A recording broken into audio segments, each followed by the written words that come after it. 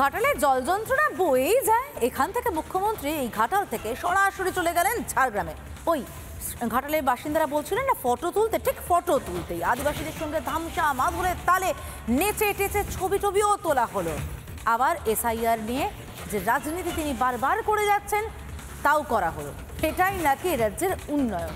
সত্য সেলুকাস, কি বিচিত্র এ রাজ্য।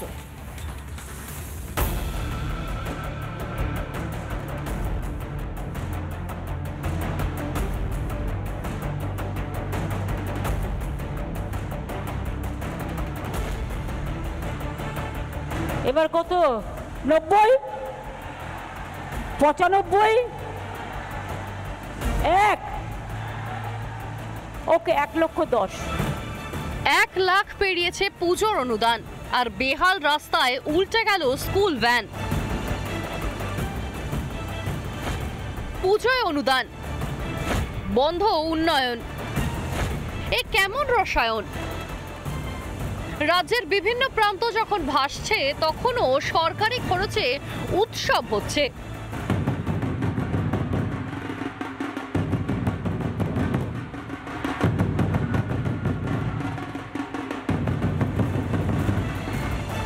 মঙ্গলবার জলমগ্ন ঘাটালে যান মুখ্যমন্ত্রী। প্রতি বছরের মতোই পা ভিজিয়ে ছবি তোলেন, গাল ভরা আশ্বাস দেন, আর তার একদিন পরেই মমতা ঝাড়গ্রামে আদিবাসী দিবসের অনুষ্ঠানে।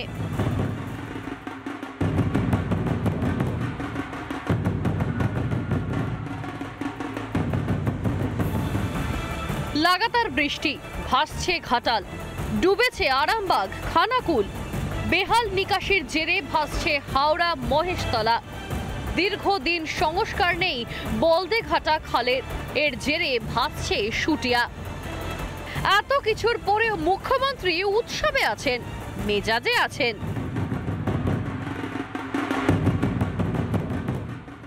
কপাল করলে এরকম একজন মুখ্যমন্ত্রী পাওয়া যায়। পায়ের পাতা অব্দি ডুবিয়ে সেখান থেকে উনি খিচমেড়ি ফটো করলেন। আজকে সেই ঘাটালের পাশে ঝাড়গ্রামে গিয়ে আদিবাসীদের সঙ্গে দেই দেই করে নৃত্য করছেন, ধামসা বাজাচ্ছেন, রাজ্য বেঁচে যাচ্ছে। এখানে মুখ্যমন্ত্রী যত তাড়াতাড়ি প্রাক্তন হয়, রাজ্যটা তত তাড়াতাড়ি স্বস্তি পায়।